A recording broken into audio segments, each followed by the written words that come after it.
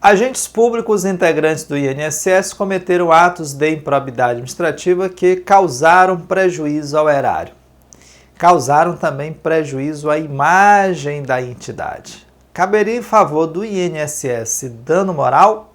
Esse é o tema central do nosso Pesquisa de Direito de hoje, que está imperdível. Vem comigo!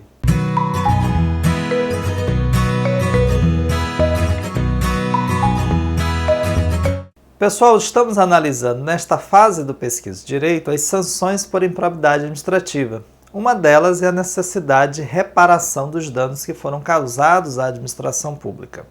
Atenção, são 3 as modalidades de improbidade: enriquecimento ilícito, lesão ao erário e atentado contra os princípios da administração. Tem mais uma modalidade que eu disse que reservarei mais para frente, que é a concessão indevida de benefício fiscal. Pois bem, nessas 3 modalidades básicas, 2 pressupõem um dano, tanto a que causa lesão ao erário quanto a que gera enriquecimento ilícito. Em se tratando de atentado contra os princípios da administração, em tese não há dano, porque se houvesse dano, a tipologia seria a segunda modalidade, lesão ao erário, e não a terceira. Isso não quer dizer que o agente que cometa improbidade não tem obrigação pecuniária para com a administração pública, já que terá, nesta hipótese, que pagar uma multa. Então, há também obrigação pecuniária e exatamente por isso, já vimos em vídeos anteriores, que a obrigação de reparar ou de pagar esta multa se estende aos sucessores nas 3 modalidades de atos de improbidade administrativa. Perfeito? Pois bem, mas quais são os danos de que a administração pública pode ser vítima? O dano pode ser material, pode ser moral. A teoria no direito civil, da responsabilidade civil, agrega também o dano estético. Por óbvio, não há que se falar, pelo menos não a princípio, em dano estético em se tratando de pessoa jurídica, já que o dano estético é a lesão às formas físicas externas da pessoa humana, e não em se tratando de pessoa jurídica. Entretanto, não há óbice para que sejam cumulados os danos moral e material em se tratando de ato de improbidade. Dano moral também, Jean? Dano moral também. Olha que interessante. O dano material, sabemos, pode ser lucro cessante ou danos emergentes. O que é o dano emergente? É o efetivo prejuízo que a entidade sofreu.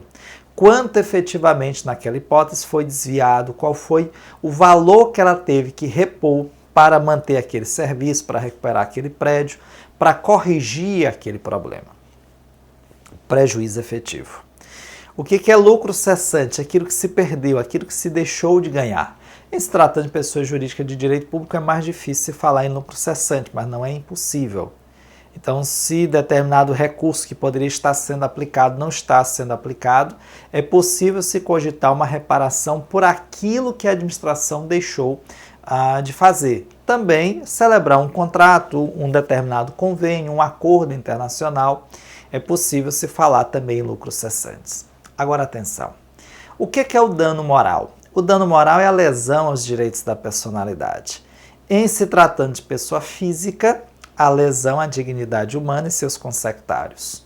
Em se tratando de pessoa jurídica, a sua honra objetiva. O que é interessante aqui? É que para a jurisprudência do STJ, não há dúvida, a pessoa jurídica pode sim sofrer dano moral.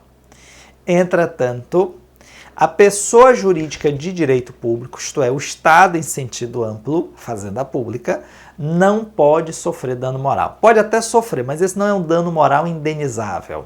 Então, se eu digo, por exemplo, o Estado do Maranhão é um Estado ladrão, trabalho e ele me paga muito pouco.